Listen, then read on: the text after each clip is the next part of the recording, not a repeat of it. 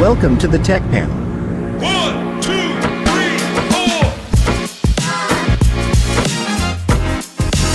The podcast where tech minds meet.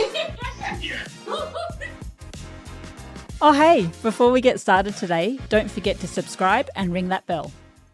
Welcome to the Tech Panel. I'm your host, James Arvin. And I'm Sarah Bowers, and this is the podcast where we dive into the cutting-edge innovations, ideas, and technologies transforming industries. Each week, we sit down with the leaders and disruptors at the forefront of these changes to hear their stories, explore their vision, and uncover the challenges they're solving in real time. Today, we're excited to welcome Hari Sharma, the co-founder and managing director of Skillaroo, a groundbreaking startup focused on helping students and graduates become job-ready and thrive in their careers. Sarah, do you remember the first time you were job hunting? I do, Arvin. I was actually job hunting in high school because I was doing work experience at Channel 7.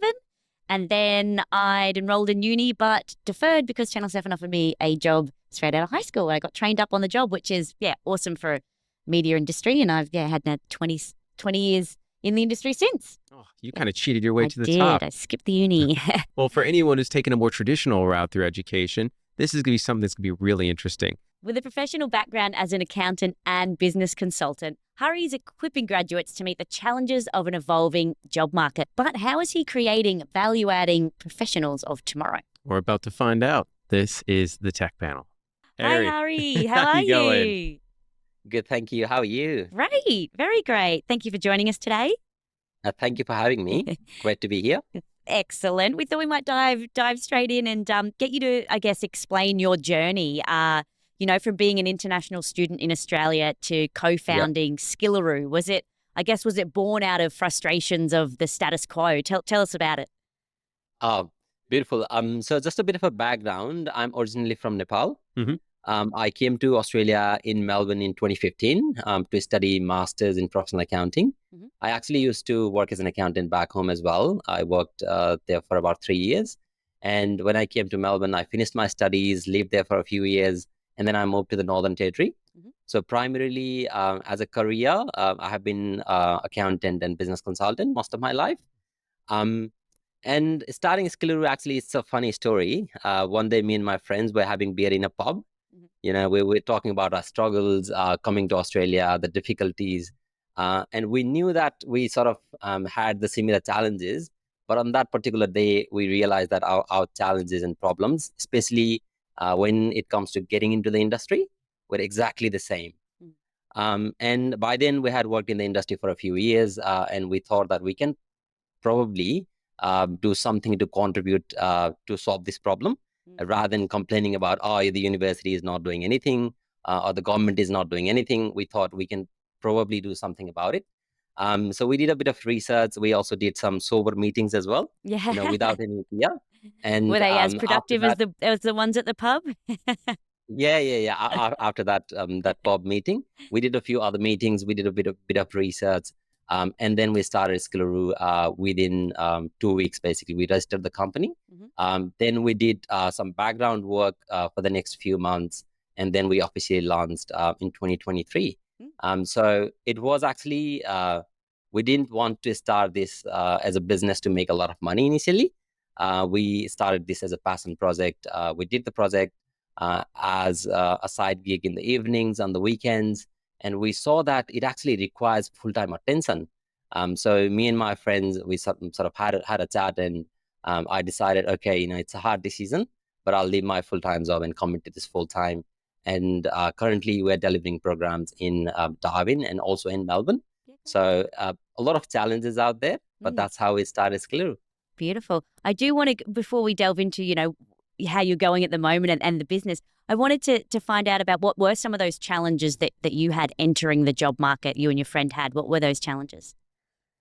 Well, initially, when I finished my master's and I tried to, get into accounting industry, I applied through Seek, through many other online platforms, and you don't receive any responses. That's the biggest problem, right? You try to meet people, you try to meet accounting professionals. There are not many channels where you can go through.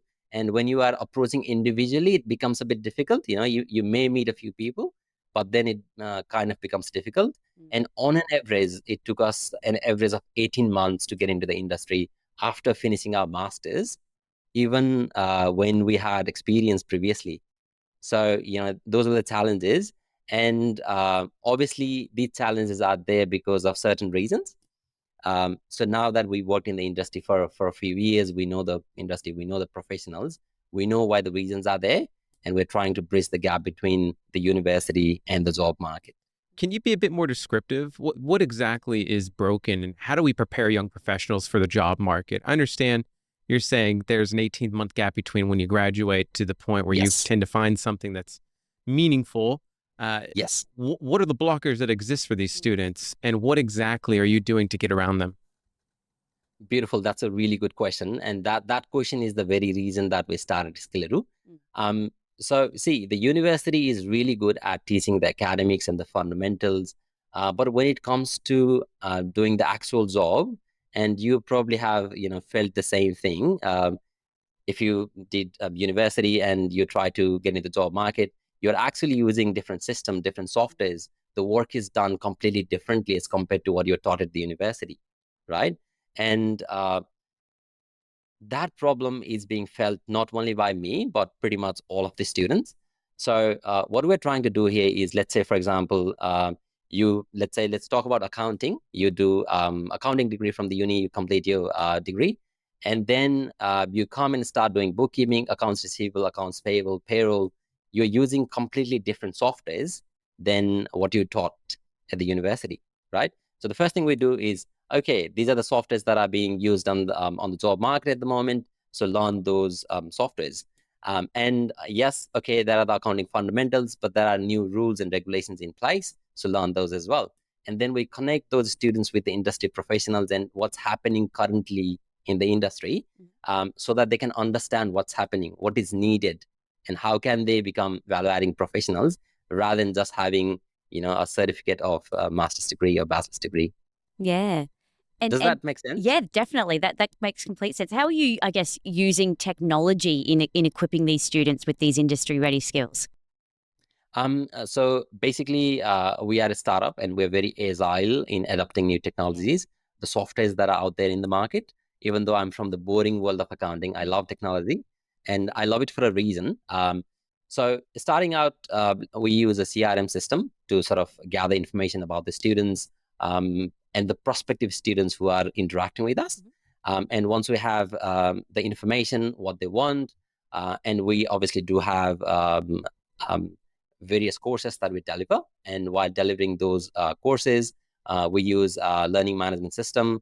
We see how the students are engaging with different resources that we're providing. We also use a lot of different softwares for marketing, social media tools, and anything that's out there that we can utilize. We're using those softwares. And basically, what we're trying to do is we're trying to provide a meaningful learning experience for our students, so that they can learn a lot and in a short period of time in the minimum cost possible, and basically go out there and be confident. Hey, this is what I can do for you. This is the problem that I can solve in this business.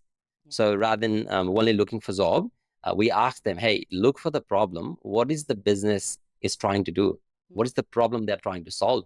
So, and if you can add value, if you can go out there in the business and be confident and say that, hey, I've done the research. I have seen that you use the following softwares. I do have knowledge of the particular software, even though I don't know the exact software that you use. I've identified that it's quite similar, So that's what we teach them. And in terms of the software, obviously, I'm not going to name the softwares that we use, but we use a lot of softwares to make the process efficient. So let's just dig into that for a moment. I think we've sort of skipped ahead to a few things, but I think we're missing something that's pretty important here. Sure. You said on one hand, frustrations are being felt on your side of the fence in the students after they graduate university, because they're going into the job market and the market's essentially telling you, great, you've got a degree.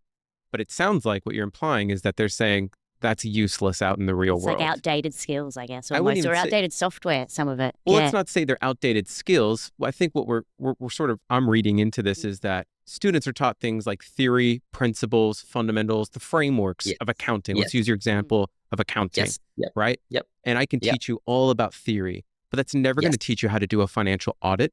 It's never going to teach Yeah. you how to file an ATO, anything along those lines. It's never going to teach you how to do Exactly. reconciling for bank statements, right? Exactly. They're not real world skills. They're things that teach you how to fundamentally understand conceptually how the Yes. business is run, not tangibly how you can run Yes. an accounting side of the company.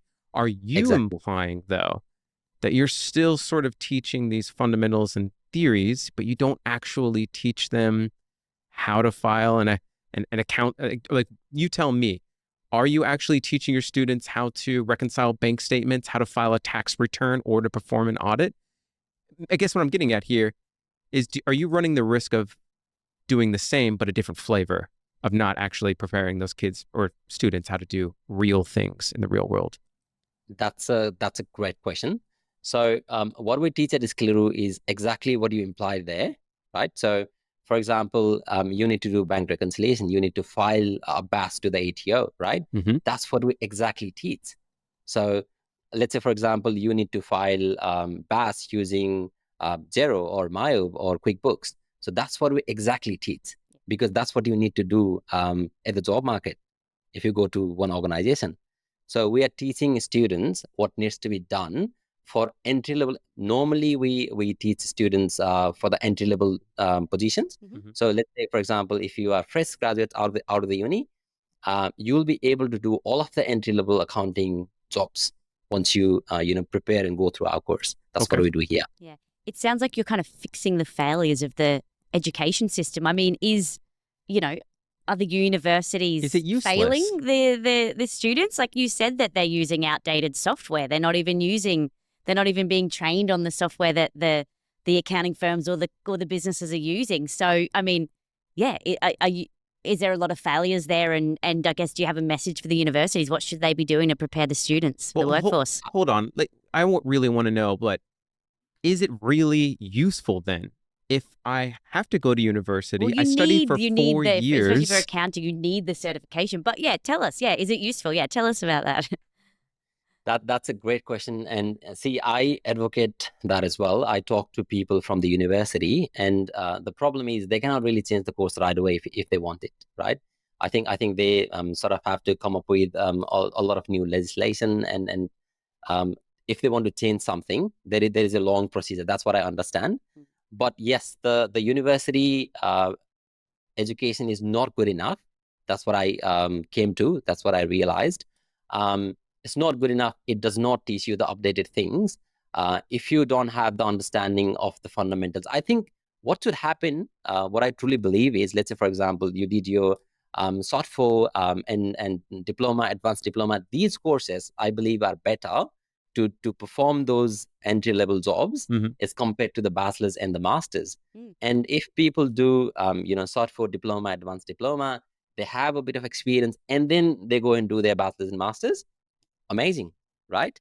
But then usually what's happening, especially with the migrants and international students, is people are coming from there, they do their high school, they come to do their bachelor's, again they do their master's right away without having any experience, and that sort of creates a problem.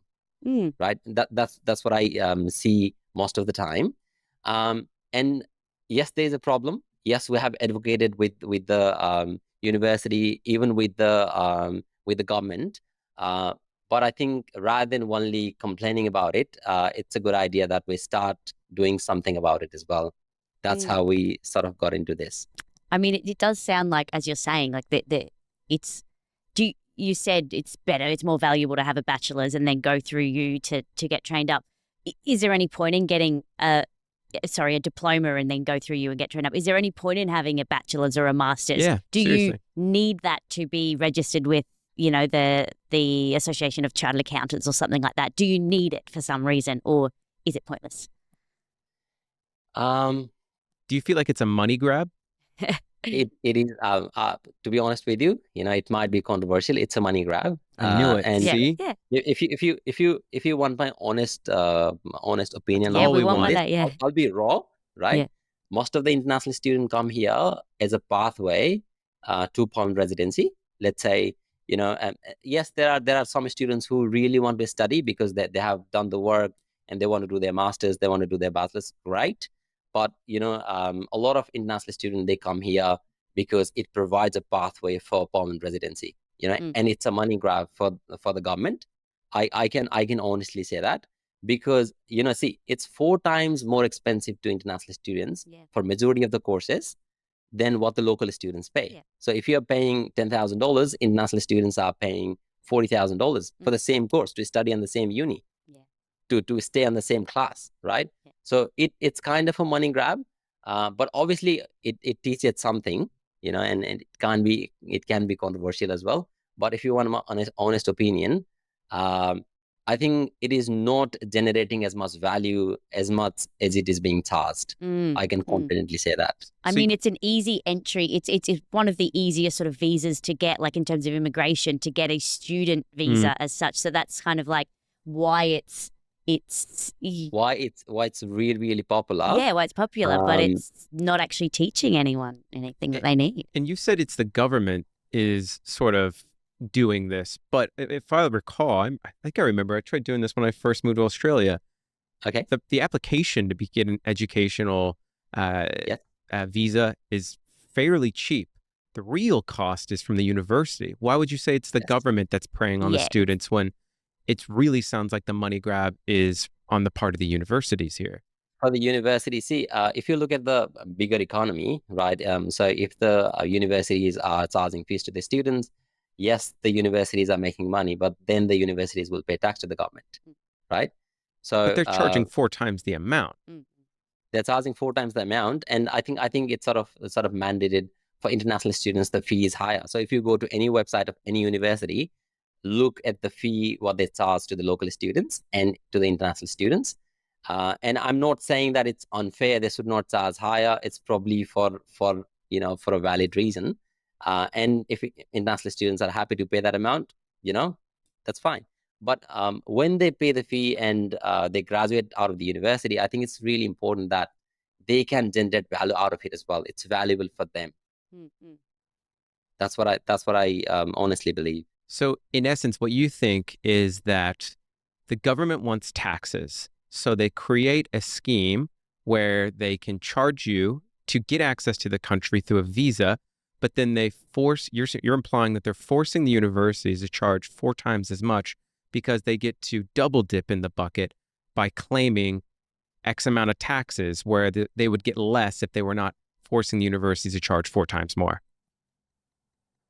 I think it's a serious topic, right? And rather than me saying a lot of things about the government and the university, I think it's bigger issue, obviously. And rather than delving into it deeply and sort of saying, oh, the government is creating a scheme, I really don't want to say that. But what I can confidently say is the students are not getting as much value out of the university as much they're investing. That I can confidently say. And the universities need to do more to make the students more employable. That's for sure. And the government, I believe, need to invest more to make those graduates more employable. There's no question about it. But in terms of delving deeply into those issues, I think it can be controversial, and it needs a bit of more discussion. And there's the other side of it, which is also they're looking to with the cost of living and immigration at the moment in Australia, that's being really heavily looked at. It's currently run by the universities themselves, the quotas and all of that sort of thing, and they're saying, should that be put back on the government, or is it the unis? They've kind of been running their own race, right? Yeah, I think there's a fairly large amount of discussion going on as to what should we do. Obviously, a lot of people are debating on this. New policies are coming up, and that needs to happen.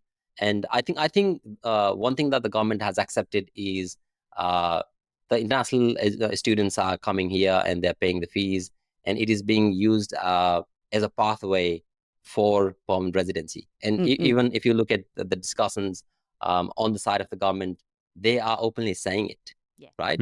So obviously there is something that needs to be improved. Yeah, definitely. It could be an entire conversation for another day, but there's obviously, as you said, they're falling short in educating the kids and getting them, ready for the job market. Your program obviously seems like it's bridging that gap in between. Yes. There's a lot of other, I guess, development programs out there as well. And, a lot of them feel like very generic, one size fits all. How is yours, I guess, tailored to the experiences of the students? How are you using technology and where are these other programs falling short? Okay, beautiful. So a few programs that are out there in the market at the moment after the university is a professional year program that is dedicated to mostly IT graduates and also for accounting graduates. So that looks into employability skills, which is a really good thing. Yeah. It's about a 10 months program, 7 months of which would be, again, teaching in the classrooms, teaching a lot of, let's say, communication skills, resume optimization, your personal branding, workplace communication, workplace culture, and all that. And then 3 months of internship usually. So that's how it goes. When it comes to Skillaroo, we also teach the technical skills, right? So usually the other programs are not providing the technical training where we are providing the technical training as well as the soft skills training. We combine both of these so that, we can do it in much faster speed and in much less cost as compared to the other programs out there in the market. Yeah. And I imagine as well, with technology moving so quickly and Yes. software advances and things like that, if the unis can't keep up, you're there. You're, as you said, you're a startup that's nimble and agile, and you can say, hey, look, this is being used in the market. There's a need for this. Let's change this Yes. program so that we're constantly updating and upskilling.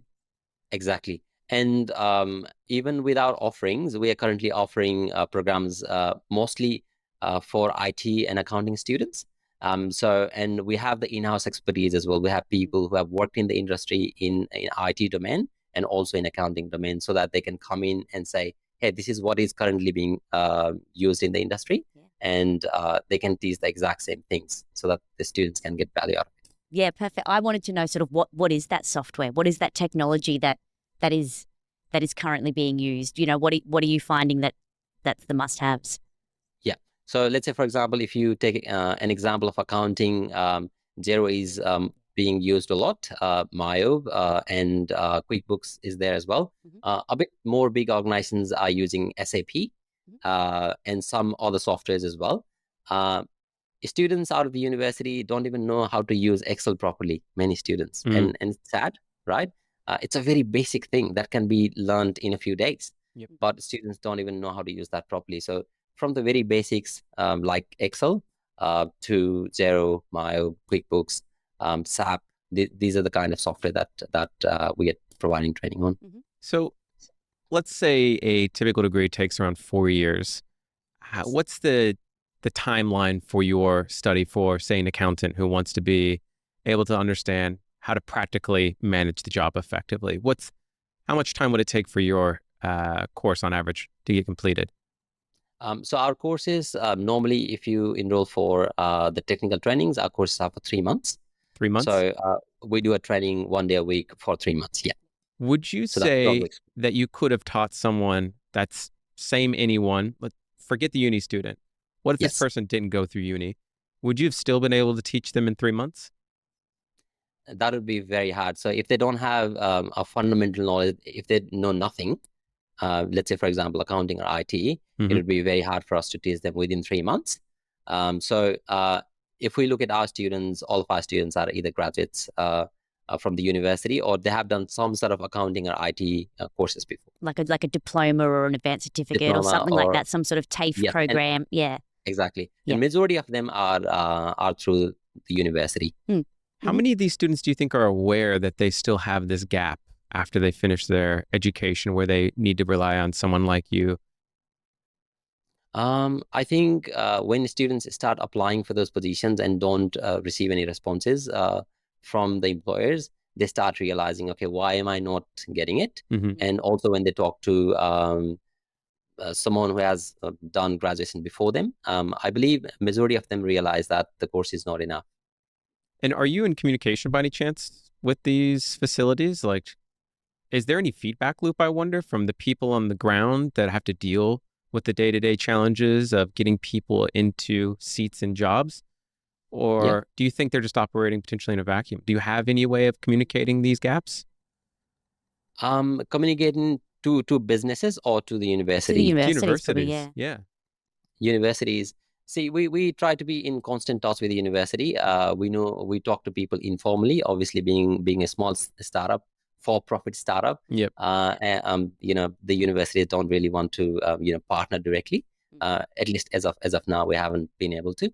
But yes, they are aware of the problems as well. The universities are aware of the problems, and they're trying to solve the problem. It's not that they're not trying to do anything. Mm-hmm. We can see career centers that are trying to improve the employability of the students, right?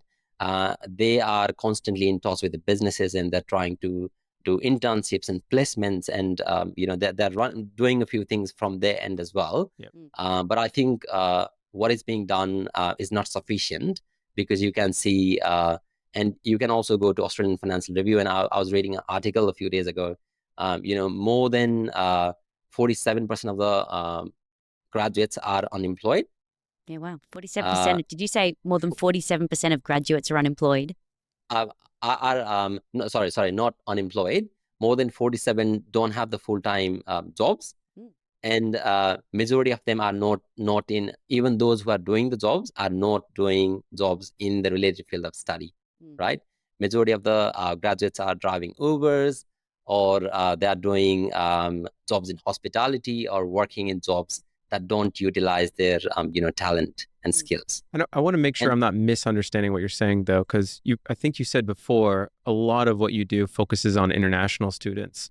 Are you implying that that is internationally focused, or also on local students?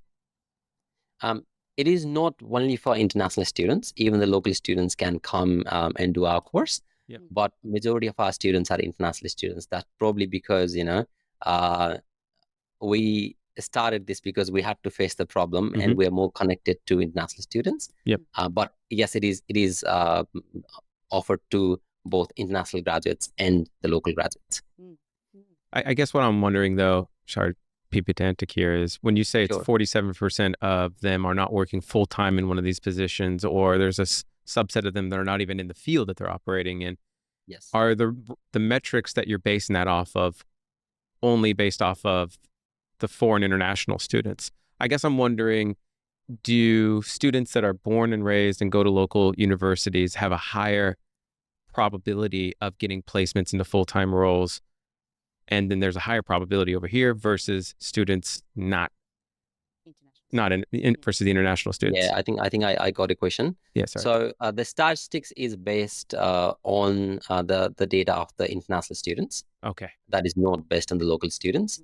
And local students, yes, they do have a higher probability of getting into the industry.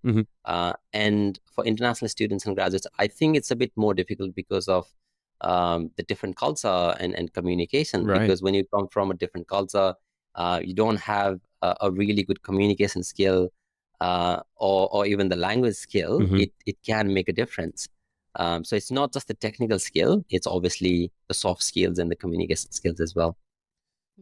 I see. That opens up another can of worms there. That's a whole other problem that needs to be solved. Yeah. I guess I just love that you've already found that. You've found that there is a problem there, and rather than just, as you say, complain about it, you're kind of coming up with solutions, which is great. How do you see, I guess, the future of roles such as, accounting, with the development of AI, that can do a lot of those sort of, I guess, mundane tasks that it would almost see. A lot of that bookkeeping sort of work can sort of be solved by technology in the future. So how do you see the future of these sorts of roles?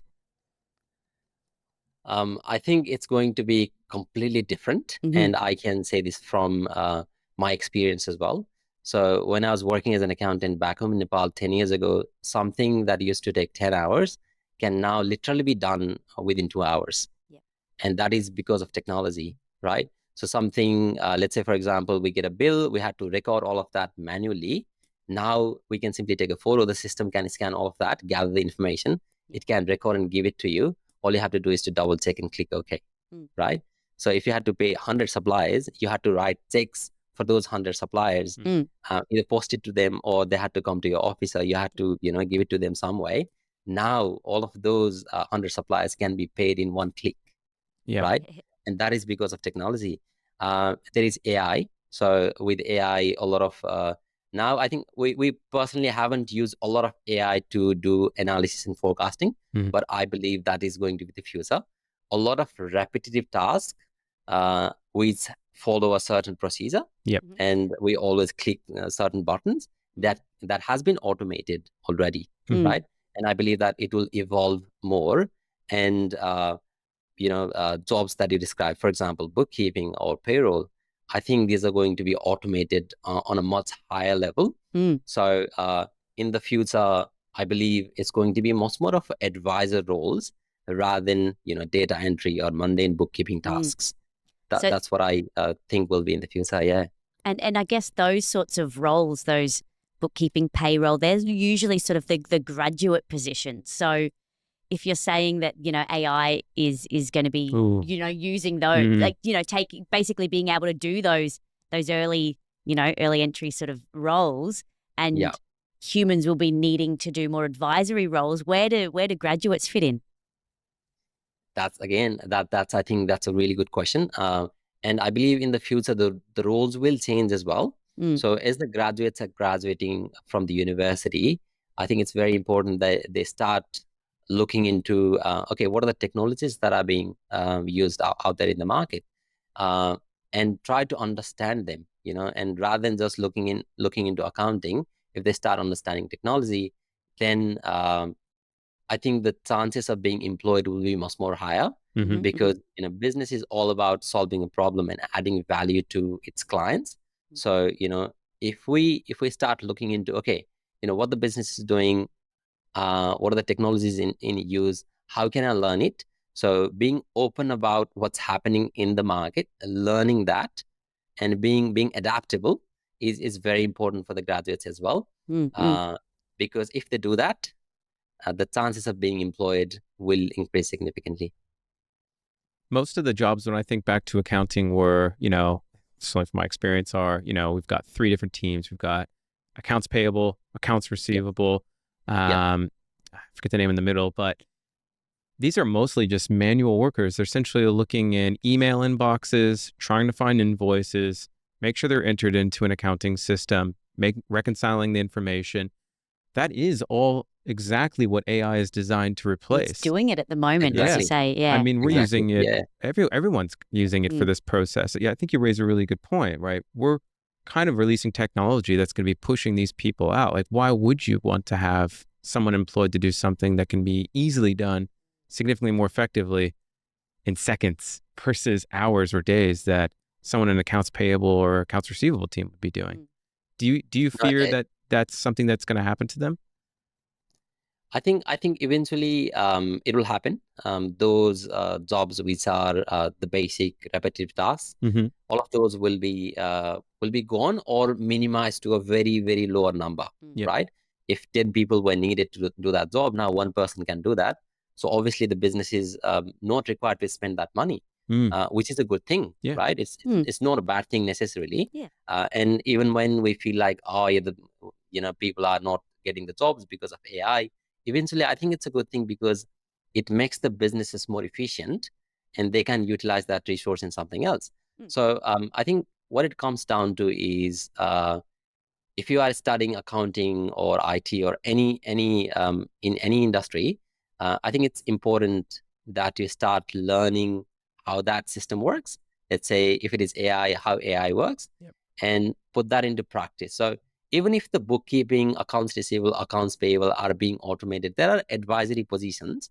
You need to interpret the data and you need to advise the business. And if you can become that person, obviously there is a potential of being employed. So I think that's what we need to look into when we're looking at the larger picture. I've got one last question around these jobs. If you could look into the market right now and say, based on my experience and what I'm seeing, who do you foresee will be the first jobs to get the cut when AI and these other language models finally take hold? Well, see, if you look into accounting right away, I think accounts receivable will need much less people. Accounts payable will need much less people. It already needs much less people. Mhm. Payroll is another area. Reconciliation is another area. Even for reporting, it has become much more easier. So all of those positions are Isn't that already everything? Well, that's in accounting. Yeah, But in what about accounting. like in business? You're also, you've worked in business consultancy. So, in something like in any business. I think no, there is a bit more to accounting than that. Yeah, So yeah, that is the data entry, recording, and processing. There Sure. is also advisory, looking into it. Yeah, Mhm. of And course. let's say if you look into financial advisors, Yeah. they look into a bit bigger picture, and they advise a lot of things. Yes, the advisory positions are still there. It's becoming much more efficient, but I think there will be more advisory positions, Sure. right? But in terms of record keeping and those mundane tasks, that'll be definitely reduced or eliminated eventually. There you go. Yeah. In what about in that I guess that goes across any business, that those mundane tasks. Then I guess my question still is that what do the graduates do? Yeah, that's exactly where where do I'm they going. start? Because right. they don't just start in as a financial advisor. They start as AP. some of those smaller Yep. smaller tasks that AI will be taking. So even Yeah, I across think- any industry, where do the Yeah, I graduates think go? that's the biggest question of the era, Yeah. because see, everyone wants the advisors, experienced people, but how do they get experienced people if they haven't worked? Yeah. If they're not getting those basic jobs. Mhm. Let's see how the world plays out, Mm. because the businesses are obviously not going to invest money just to train the graduates. You know what I mean? Yeah. Yes, there are some graduates program done by medium to large businesses, and they are there for a reason. But then majority of the businesses, they look into, okay, what is the benefit of me doing this, of investing this money, right? So most of the businesses, if they don't need employees, obviously they're not going to hire, and obviously for the good reason, right? But let's see how the world plays out. And when the graduates are graduating, I think they will also start learning using those tools and softwares so that they can become efficient. But yeah, it's a great question. I guess you've sparked an idea as well within me, that I know that some of those larger businesses have the graduate programs, but you're almost the graduate programs for all the other businesses, right? So they come from university. You're the graduate program. They do that there, and then they move on. So I guess a business like yours, could grow as technology grows, and especially in this rapid pace. You're agile. You can keep training them. You're the graduate program. Yeah, exactly. And see, I have worked in the business. I have worked for many businesses because I used to work in one of the accounting firms. And what I've realized is businesses have its own challenges, right? Especially in a transient population like Darwin. People come here, they live here for a few years, they study here, and then they move to the bigger cities. When they move, they leave their jobs, right? So what happens is, let's say there's a small business, they train one person to become accountant, to become IT professional. It takes about 3 to 6 months time to start getting value from them. And within a few months, if that person moves away, all of that investment went in vain, right? So we see that as well. So what we're doing here is, hey, if we are training them for 3 months and we are training them with the proper professionals, what happens is they're skilled enough so that they can hit the ground running when they go to the businesses, right? So that is the value that we're trying to create. And obviously, as you mentioned, the large, medium to large businesses, they do have the graduate program, and they're attracting really good graduates right after uni. They have great communication skills, problem solving skills, and that's what we need nowadays. And probably having a great knowledge of accounting is not must when you can look into those softwares and get the information from ChatGPT or Perplexity or Google. Yeah. So yes, obviously, I think in future, it's going to be much more about being able to solve a problem, being able to communicate that.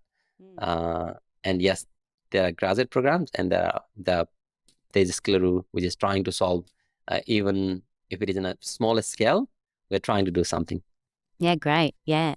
And do you feel that we run the risk, that is to say, of setting our younger generations up for failure if we build their education off the back of these systems that automate the basics?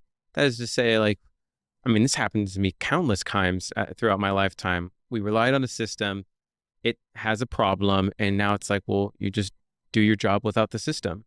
And if AI is doing all the AP, the AR, the reconciliation, all these things, do you think we're potentially setting them up for a future where they can't actually manage the basic concepts of whatever role that it is that they're moving into? Um, I think again, that's a great question, and I don't have any straightforward answer to it. But Mm, what I believe is, uh, I think it's always good to have technology doing that automation, because I think human mind is capable to understand things. Even if we are automating a lot of things, hmm we will be able to comprehend how things work Yep. eventually, right? Not right away, not in 1 year, 2 years, but eventually I think it'll work out in the benefit of the business, in the benefit of the people. So I think as much as we can automate the mundane tasks, Mhm. I think it's a good idea. Yeah, absolutely. I definitely think we should 100% move in that direction.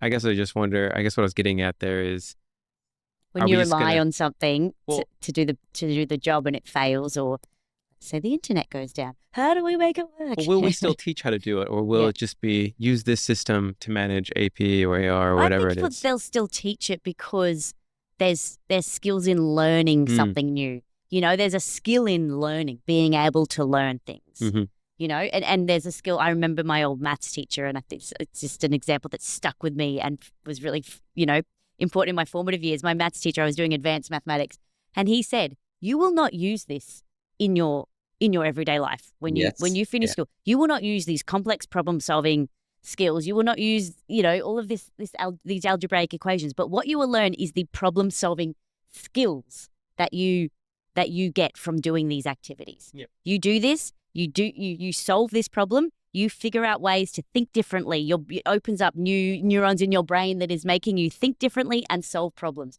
And that stuck with me, and that's always stuck with me. And I think that's why I'm a good problem solver, although I'm in creative industries, but I loved mathematics. It's Yeah. because I can solve problems, and it taught me how to do that. So I think there's still skill in learning, Mm. right? Yes, exactly. And I get his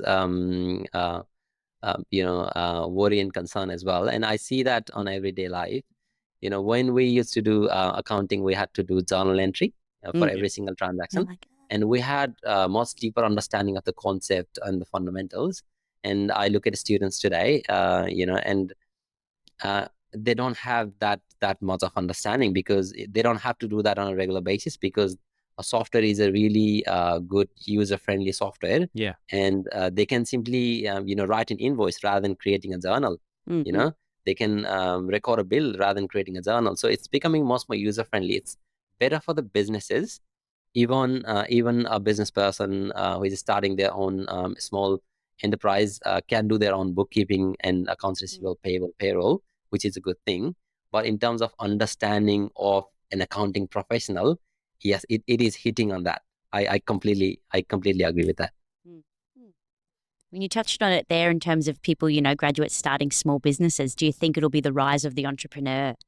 Or are you kind of, skilling people for entrepreneurship?